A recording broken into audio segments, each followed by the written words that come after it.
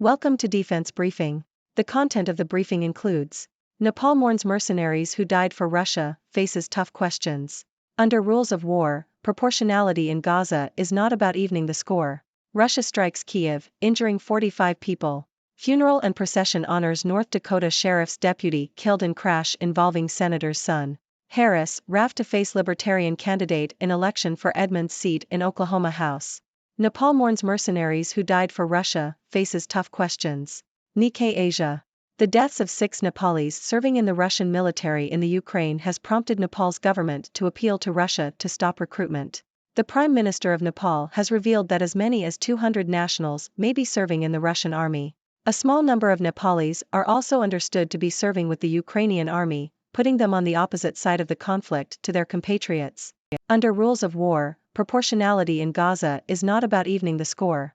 New York Times. The international laws governing war are unfeeling. They give more precedence to military advantage than to civilian harm. They do not consider comparative numbers of dead or wounded. They ask commanders in the field to judge, often very quickly, the military advantage of an attack, the nature of the threat they face, what means they possess to counter it, and what feasible measures they can take to reduce the expected damage to civilians and civilian infrastructure. That complicated calculus, known as proportionality, is deeply flawed, lawyers say, because it balances essentially incompatible things. And each attack must be judged separately, to decide if it is within the boundaries of a legal act of war. The law of war is cold, said Emanuela Chiara Gillard, an associate fellow at Chatham House, the London think tank, who previously worked as a lawyer for the Red Cross and the United Nations. It does not, she added, address our concerns and moral outrage over civilian death. Russia strikes Kiev, injuring 45 people. New York Times. Russia has launched multiple attacks on Kiev, Ukraine's capital, including strikes on an apartment building and a hospital. The attacks occurred just days after the Russian military targeted Kiev with ballistic missiles and attack drones. President Volodymyr Zelensky was in Washington at the time, seeking support from the United States. This is not the first time Russia has launched major attacks during President Zelensky's visits abroad. The recent attacks have resulted in injuries and damage to buildings and infrastructure in Kiev. Emergency crews are working to repair the damage caused by the strikes. Funeral and procession honors North Dakota sheriff's deputy killed in crash involving senator's son. Associated Press. Funeral services will be held Wednesday for the North Dakota sheriff's deputy killed last week in a crash involving U.S. Senator Kevin Cramer's adult son, who was fleeing police during a mental health crisis. Deputy Paul Martin, 53, was a married father of 3 and an 18-year veteran of the Mercer County Sheriff's Office. His funeral begins Wednesday afternoon at the high school in Beulah, North Dakota, followed by a procession of local emergency responders through town. Harris, RAF to face Libertarian candidate in election for Edmunds seat in Oklahoma House. Yahoo! Republican Eric Harris and Democrat Reagan Raff have won their respective special primary elections for a seat in the Oklahoma House of Representatives. They will face off against Libertarian Richard Prodzienski in the special general election on February 12. The winner will replace Representative Ryan Martinez, who resigned in September after pleading guilty to a felony offense. Zelensky urges new Ukraine aid, as Biden warns funding delay helps Putin. Al Jazeera. U.S. President Joe Biden has warned Russia that the U.S. will not abandon Ukraine and has promised to provide $200 million in weaponry to help Ukraine push out Russian forces. This comes as Ukraine's President Volodymyr Zelensky visited Washington, D.C. to appeal to Republican lawmakers for their support. However, Republicans have questioned the war itself and whether additional aid would help Ukraine achieve a breakthrough. Russia has stepped up drone and missile attacks on Ukraine, and there are concerns it will target power infrastructure during the winter months. Norfolk, Virginia, approves military-themed brewery despite some community pushback. Associated Press. A military-themed brewery will open in Virginia despite some community opposition over alleged racist and homophobic remarks of a former U.S. Navy SEAL who has a small ownership stake in the business. Norfolk City Council voted June 1 Tuesday to approve permits for Armed Forces Brewing Company's taproom and distribution facility, which will be just a few kilometers, from the nation's largest Navy base. Wong can't downplay Australia's vote for a ceasefire in Gaza. The Sydney Morning Herald. Australia has voted at the United Nations in favor of an immediate humanitarian ceasefire in the war in Gaza. This is a shock turnaround from late October, when Australia abstained from voting on a similar resolution. The government is breaking with its closest security partners, the United States and United Kingdom, while distancing itself from Israel.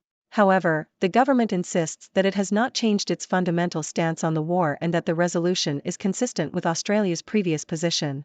The government wants Israel to halt its war against Hamas, but it does not want to call for a complete end to the war. Why Rebel Moon Snyder is glad Disney rejected him. BBC.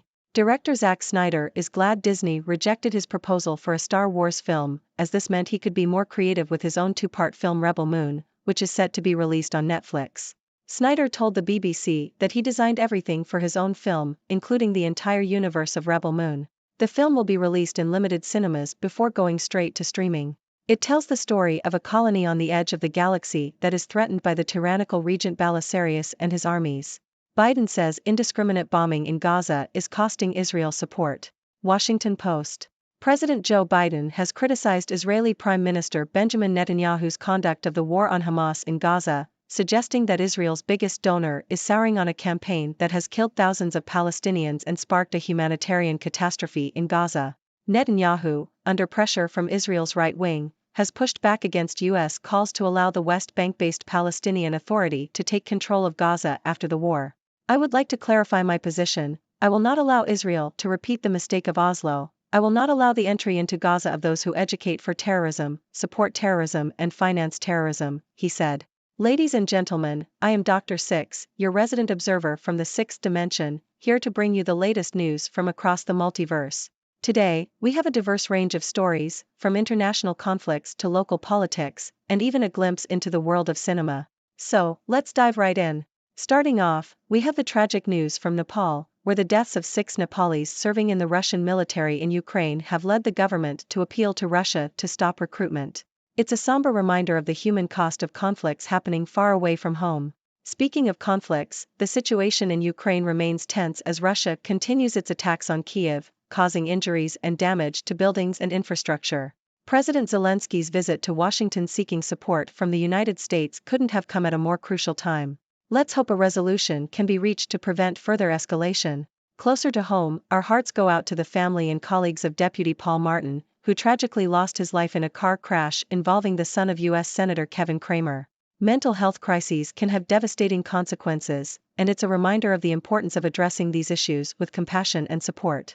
In the world of politics, we have special elections in Oklahoma, where Republican Eric Harris and Democrat Reagan Raff have won their respective primaries for a seat in the state house. They will be facing off against Libertarian Richard Prodzianski in the special general election. It's always interesting to see how these races unfold and what impact they will have on local governance. Moving on to international affairs, President Biden has promised $200 million in weaponry to Ukraine as a show of support against Russian aggression. However, the war and the question of additional aid have sparked debate among Republican lawmakers. It's a complex situation, and finding a solution that benefits all parties involved is no easy task. In Norfolk, Virginia, a military-themed brewery has been approved despite some community opposition. It's a reminder that even in a diverse society, differing opinions and backgrounds can sometimes clash. Let's hope that the brewery can find a way to foster inclusivity and respect in their establishment. Shifting gears, we have a surprising turn of events from Australia, which has voted in favor of an immediate humanitarian ceasefire in the war in Gaza. This represents a significant departure from their previous stance, and it'll be interesting to see how this decision plays out on the international stage. On a lighter note, director Zack Snyder has revealed that he's glad Disney rejected his proposal for a Star Wars film, as it allowed him to be more creative with his own two-part film, Rebel Moon. It's always fascinating to see how different paths can lead to new and exciting opportunities. Lastly, we have President Biden criticizing Israeli Prime Minister Netanyahu's conduct of the war in Gaza, highlighting the strain it's putting on the relationship between the two countries. It's a delicate situation, and finding a resolution that addresses the concerns of all parties involved is vital.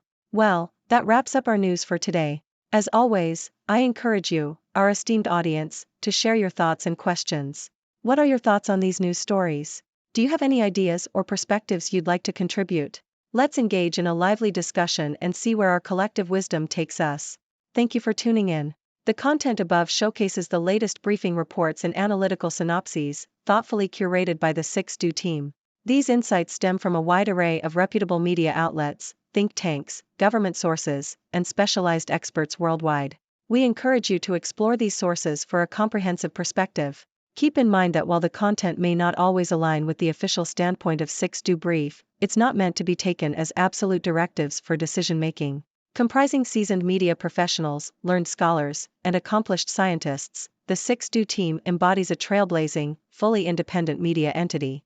To customize 6Do Brief to meet your professional needs, you have the option to subscribe to a diverse array of briefings on our website, 6dobrief.com. Regardless of your location, you can conveniently receive 6Do Brief via email.